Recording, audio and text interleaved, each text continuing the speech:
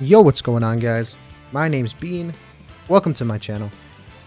And today I'll be going over what I believe to be the next unit and units, so not only for the week that's coming, but also the next like one or two units that I believe that are going to be coming to the global side of Grand Cross, and why I believe the reason to be.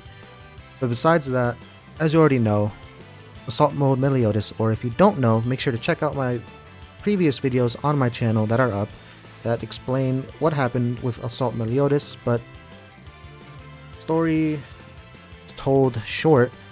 Basically, community outrage that Assault Meliodas was releasing. He was going to be releasing this coming update on the 26th, and people were absolutely fuming, I guess, and bombarded Netmarble with a bunch of negative reviews on the Google Play Store and whatnot, saying that they were also going to skip the banner, whatever, boycott the banner, and they responded and said that they have delayed him indefinitely, so there's that. So that means he's not coming this week, so what are we going to get? But before I go into that, make sure, if you are new, to hit that subscribe button. If you want to keep up with my content, I post here pretty much daily. If you want to keep up with how a top 100 player makes terrible decisions when it comes to gacha games and terrible financial decisions, make sure to subscribe and also leave a like on the video if you enjoy, as it greatly helps motivate me to keep making these and helps the channel grow as well.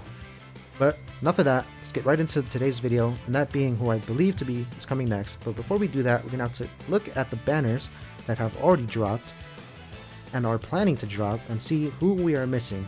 And of course, the first one, the absolutely monster unit, we have Red Fat King, who is the most exclusive character to the Japanese version of Grand Cross. So he is a JP exclusive. As far as we know, he could be an absolute god, and by the way, he isn't. we're just memeing here. But yeah, if you don't know what he is, I'll be going over the characters that I believe to be coming next over very quickly. So here we have Disaster Old Fart King, the man himself. His passive, Guts, which removes debuffs on the hero at the enemy. Well, removes debuffs on the hero at the start of every turn, which is, it's alright, so whatever. Over here, his first card, Fight Fire with Fire, inflicts damage equal to 150% of attack on all enemies, and at rank 2 and 3, multipliers 180% and 300%, and additionally, at rank 2 and 3, at rank 2, it increases or fills his ultimate move gauge by 1 orb, and at rank 3, it does the same thing but by 2 orbs. So this is essentially Escanor's Ikimas ability and Lost Vein single target. And his second card is a healing card, I believe so, yeah. So Spear Chastity Full, 8th Form, Pollen Garden. It heals attack of all allies equal to 100% of attack, multipliers ranging from 100 or 150 to 250 depending on the rank, so 1, 2, 3. And it rejuvenates for 3 turns, and that is regardless of whatever rank you have, it's still 3 turns. His ult, the same as the other Fat Kings. It inflicts damage equal to 560% of attack on one enemy, decreases defense related stats by 40% for 2 turns, and increases accordingly with dupe levels. And he does a bit more damage if he has Fate Link with Elbrum. Besides that, he's nothing to write home about. He's okay at best. Right now he would get destroyed in the meta, but only good use for him probably be using some memes under the meme team. But yeah, so there's a Red Fat King. Actually, I don't believe him to be the next unit. Could it be him? But what I do believe, actually, weirdly enough, is going to be, where is she? Green Easton. And she is, there he is. Green Easton. She did release with Blue Valenti on the JP version, but I don't think that's going to be the case. I'll get into that in a second. But Green Easton, everyone is super, or I guess was super excited for her. But she is a summer character, and I don't know if they're going to plan on releasing it for the next summer, since that is a ways away. But the reason I believe her to be probably the next unit, if not like soon, is because during the trailer that they released, you could see on your team that was playing, like the playable team on the trailer, she was in that team. And it wouldn't make sense to drop Easton right now, because I doubt they're gonna wait until summer, because I probably then for sure she'll be dead on arrival. And another point, she is extremely good character, but right now she is basically also dead on arrival, unfortunately. But first, I'll go over her real quick. So Nobilis Easton, Glistening Vacation. Her passive is what makes her an absolute goddess, and it's called Woman on the Beach. Increases all allies' pierce rate, crit chance, and crit damage by 5%. Her debuff on enemy, limit 8 times, applies when entering battle. And here we have her first ability, which is a weak point. So inflicts weak point damage, and if you don't know, weak point does triple damage against debuffed enemies. Inflicts weak point damage equal to 120% of attack one enemy, and goes up by 120, then to 180, then to 300 for rank 2 and 3. So weak point is one of the strongest hitting hearts in the game, just because it does triple damage, and the multiplier it's alright. But however, this is the bread and butter for Easton, the card that makes her an absolute goddess, and one of the best units, or was one of the best units in the game for like a month or two, is this card. And at level 1, it's nothing to like brag about, but it disables recovery skills on all enemies for 2 turns. You never want to use this as a rank 1. You always want to use a rank 2 or above, but if you have no other choice, then you'll be able to disable recovery skills for 2 turns. And this majorly screws over healing teams. Like she basically killed any team that had the Skinny King on it, because they cannot cleanse. And rank 2 and rank 3 of this card is what is the absolute beast that Easton is. So at rank 2, it disables recovery skills and prevents ultimate move gauge from filling up on all enemies for 2 turns. So that's big. Basically stops ult rush, and they can't cleanse the debuff if even they have like a cleanser like Skinny King, the King. And rank 3 is just an absolute beast on its own. Disables recovery skills, prevents ultimate move gauge from filling up on all enemies, and decreases attack by 20% for 3 turns. So additionally, they can't get gauge for 3 turns. Now they also lose 20% of attack for 3 turns as well. And her ult is the same ultimate as the blue Easton that we have, so inflicts spike damage equal to 350% on attack of all enemies, and multiplier is down here depending on ult level.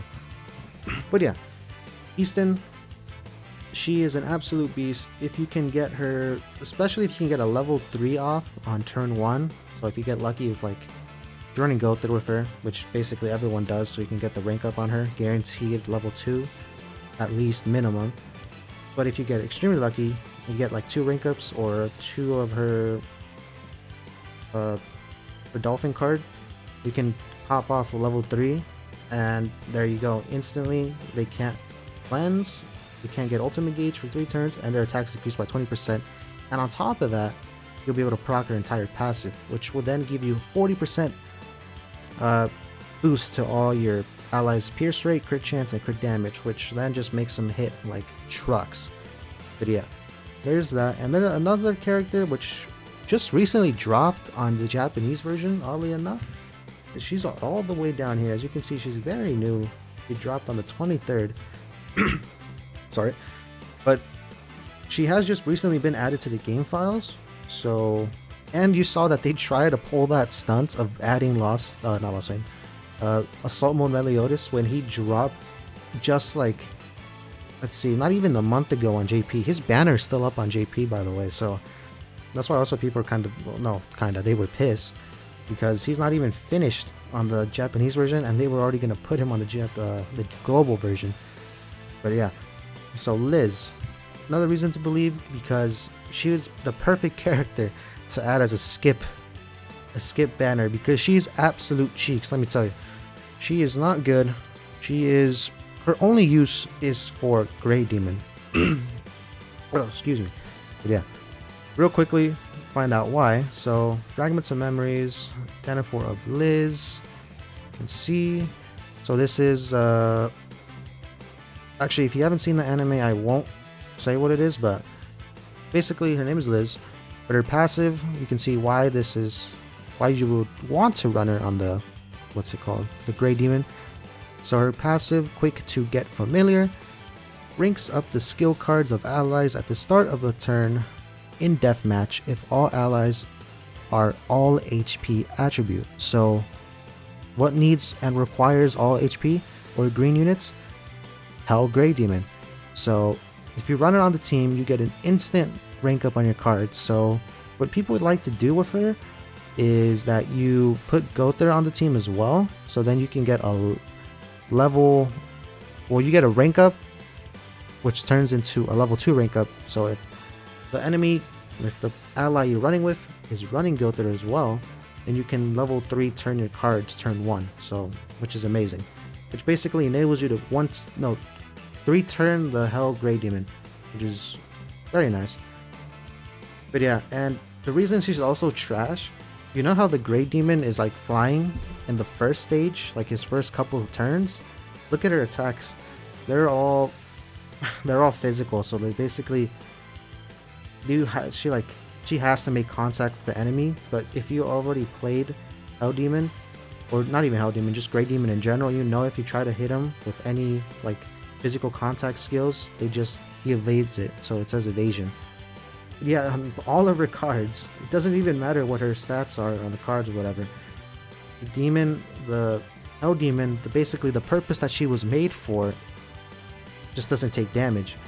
But if you want to see what she does, inflicts damage equal to 240% of attack on one enemy, then multipliers by, well, 240, 300, and then 500. And at rank 2, it fills ultimate move gauge by 1 orb, and fills ultimate gauge orb by 2 turns. But that's if it hits. So if you want to use her cards, you're gonna have to wait until he drops back down on his feet, and that's like a couple turns. So that's just wasting time, which is just absolute garbage. That's whatever. And her other attack inflicts damage equal to 160% on attack on one enemy and decreases skill ranks, and then 210% and 400% for rank 2 and 3 multipliers, and it adds a decreased skill rank at rank 2 and 3, and then it depletes the ultimate move gauge by the number of skill rank decreases, so it's alright. Her ultimate is Shatter, inflicts shatter damage equal to 630 of attack on one enemy, and multipliers are down here accordingly. And Shatter ignores resistance, so the same as King's ult, but just single target. But yeah, she's not absolute trash. She has a purpose, and that purpose is for Hell Grey Demon. But besides that, she's trash. So don't summon on her. Easton, I would say it's up to you. She's still a very good character. Who knows how? No, I mean, everyone's making a prediction that she's going to get absolutely stomped with all the red units in the game. Especially Sariel. Absolutely destroys green units. But she's a 50-50. I would say summon if you want. It's not really a must summon, but you probably get some value out of her. Liz, skip. Free to play. Light spender, skip. Old Fart King, Red Fat King, he's a skip as well. If you're free to play, pay to play, just skip. However, if you are a big blubbery whale like me, then you can do whatever you want and summon on all of them, but I won't be doing that because I'm starting to be a bit more responsible, if that's what you can call it, with my summoning and whatnot. But yeah. Besides that, there are a few characters that haven't released as well. I'll just name them real quick, but I doubt they're going to be coming. There's Nanashi, so he just recently got released. I'd be absolutely shocked if he ever gets released anytime soon. We are missing the one Escanor, of course, and Arthur that came with him. So he'll probably be paired up with him, for sure. And as we can see here, we are also missing the Halloween Roxy and Shin, so who knows, we might even have to wait until next Halloween for that. Also missing Valenti. I'm not going to go over her because I doubt she's going to be released anytime soon, because her main use, I'm going to tell you now, is for final boss Bon. So whenever he drops, for sure Valenti will be dropping with him, so keep on the lookout for that. But yeah, besides that, so yeah, Shin, Roxy, Halloween versions, and Green Easton, Valenti, yep, so cover those. And besides that, that's pretty much it. So if they keep on this rapid banner schedule, we could probably catch up within a month or two, which is exactly what I think they're planning to do, or we're planning to do until the backlash from Assault Mode Meliodas. But yeah, that's it. That's it for me today. If you enjoyed the video, make sure to leave a like. It greatly motivates me to keep making these. And subscribe to the channel if you haven't already. And if you made it this far, then might as well, because, I mean, why not? But yeah, that's it for me today. Thank you guys for watching. Catch you guys in my next video. Peace.